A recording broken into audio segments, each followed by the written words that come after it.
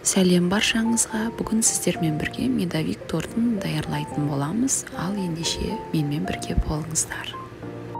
Бізге қажет заттар: 3 дана жұмыртқа, 100 грамм маргарин, маргарин болмаса сарымай бола береді, 2 шай қасық сода және де 120-150 грамм аралығындағы шекер, 4 ас қасық балды жақсылап араластырамыз. Жай отта әрдайым қосқай отыра қайнағанша ұстай тұрамыз. Мінекей осылай көпіріктер болады. Осындай реакция пайда болған кезде оттан алып, үстіне ұнымызды қосамыз. Ұнымызды өте жұмсақ біркелкі қамыр болғанша қосамыз.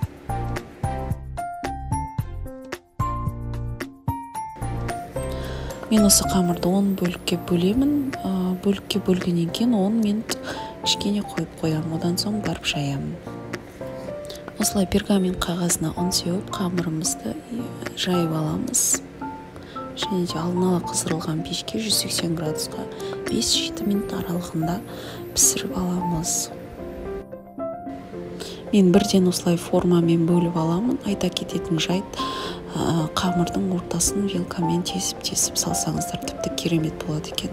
Мен жасамадым, сондықтан негізі тесіп салған дұрыс, өйткені ортасы осылай дөңгелек етіп көтеріліп қалуы мүмкін. Қалған кішкентай қамырларды да осылай пісіріп аламыз.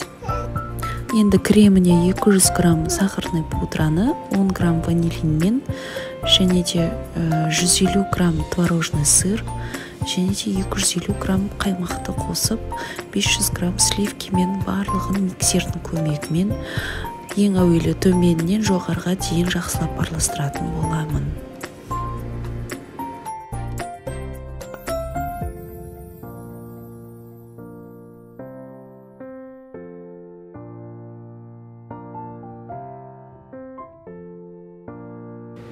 Ал енді формама корждарымды салып, 2-3 ас қасықтан, көз бөлшермен айтқанда, кремді жағып шығатын боламын. Лопатканың көмегімен жағып жатырмын. Сіздерде қасықтың көмегімен болсын жақсаңыздар болады.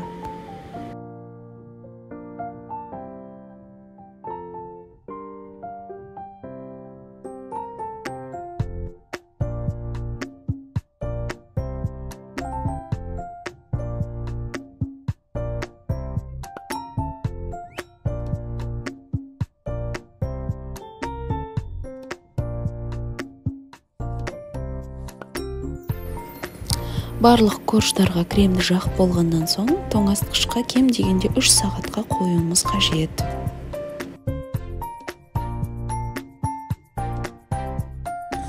Сағат өткеннен соң тоңазытқыштан аламыз.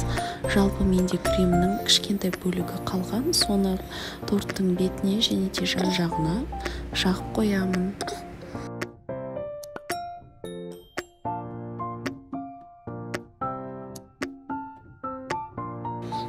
Корж даярлайтын кезде артық бөліктерін осылай майталап алдым. Негізі блендердің көмегімен майталап алуға болады. Ал менде ондай мүмкіндік болған жоқ, сондықтан қолмен майталап алдым. Майдалаған салмамызды торттың бетіне, жан жағына сеуіп шықтым. Мінекей тортымыз дайын, ал енді сіздерге ас болсын. Менің каналыма подписка жасап, лайк басып, комментарий қалдыруды ұмытпаңыздар.